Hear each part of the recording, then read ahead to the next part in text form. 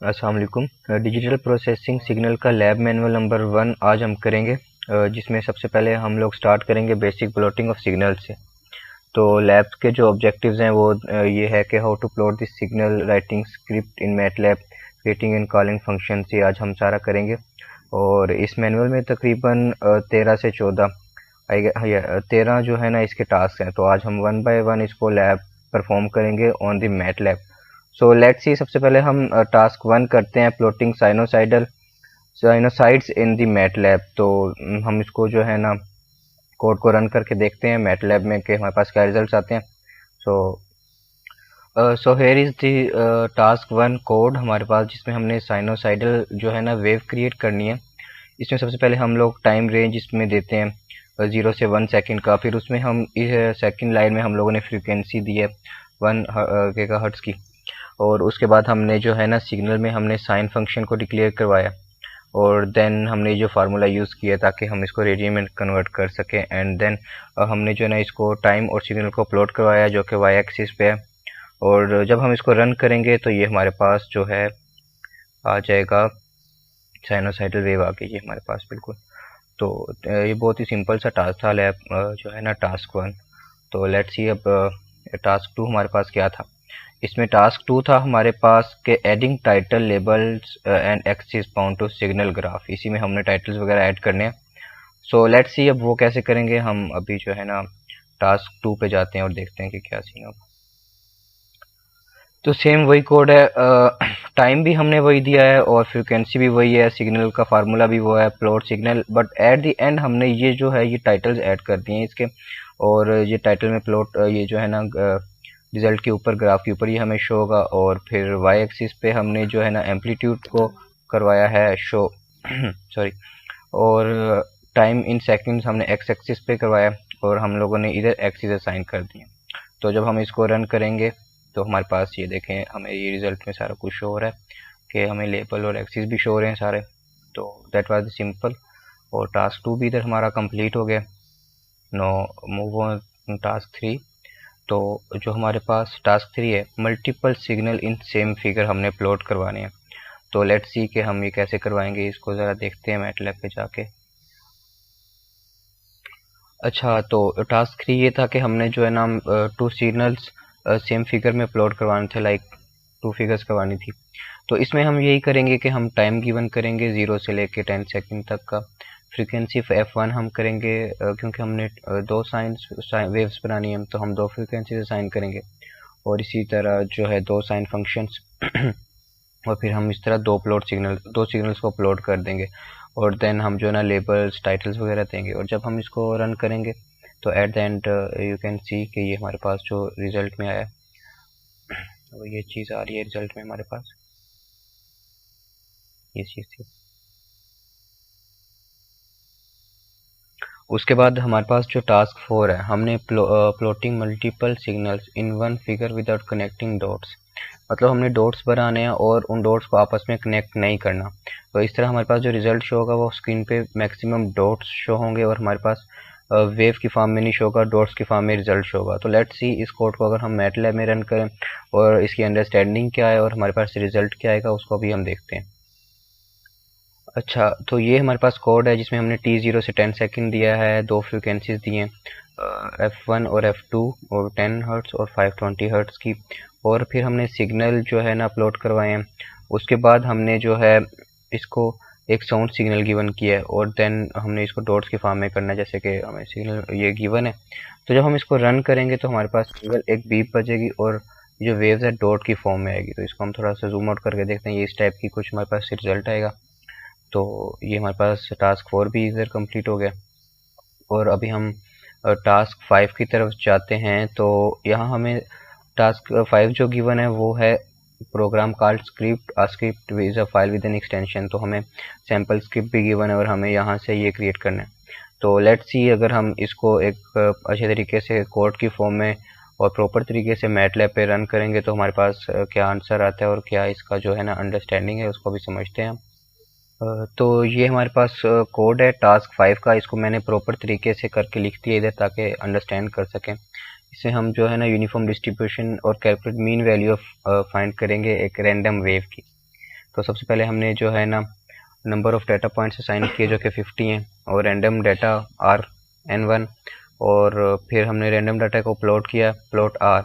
फिर इसके बाद हम कैलकुलेट दी मीन वैल्यू करेंगे, और फिर जब हम इसको रन करते हैं तो देखते हैं हमारे पास क्या रिजल्ट आता है।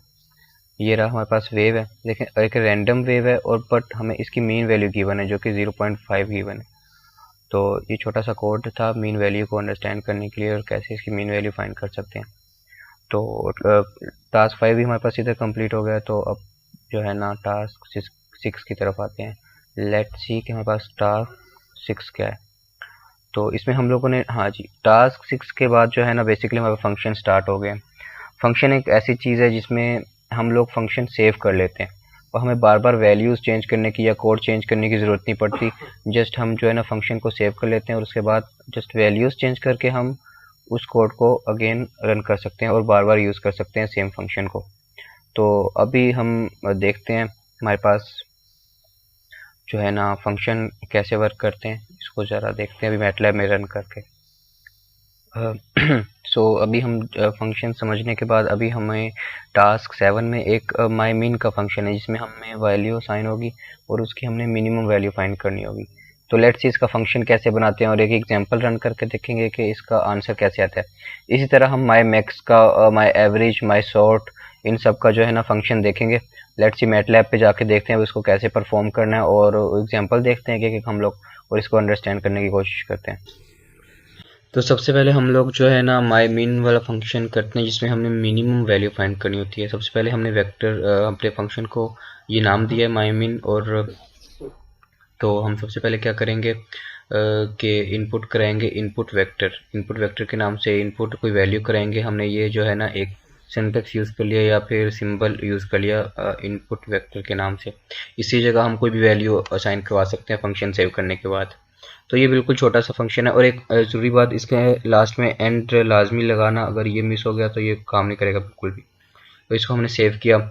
उसके बाद हमने नेक्स्ट स्टेप में इसकी एक एग्जांपल ली जिसमें हमने वही इनपुट वेक्टर देखें यहाँ जो कि असाइन किया हुआ था इनपुट वेक्टर, इसकी जगह हम एक्स भी कर सकते हैं। अगर इधर एक्स यूज़ करेंगे तो हमें इधर भी एक्स यूज़ करना पड़ेगा, एक्स की वैल्यू देनी पड़ेगी। तो मैंने पूरा एक इनपुट वेक्टर नाम लिख दिया ताकि ईजी हो जाए समझने के लिए भी। तो इसमें हमने फिर 6-7 वैल्यूज़ 3, 5, 2, 7, 4 हमने कर दी। तो इसमें हम क्या करेंगे कि मिनिमम वैल्यू फाइंड करेंगे। तो इसको रन करके देखते हैं कि मिनिमम जी।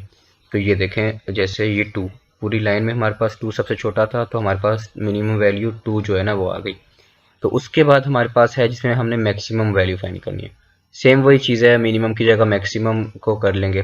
और जब हम इसमें जो है ना वही मैंने नेमिंग भी दी है, बस माई मैक्स फंक्शन यूज़ किया इसमें माई मैक्स, जिसमें हम मैक्सिमम वैल्यू फाइंड कर सकते हैं। तो सेम हम लोगों ने वही एग्जांपल यूज़ किया है। वो एग्जांपल यूज़ करते हुए देखते हैं कि इसका क्या रिज़ल्ट आता है। और हमारे पास ये रन करके देखते हैं।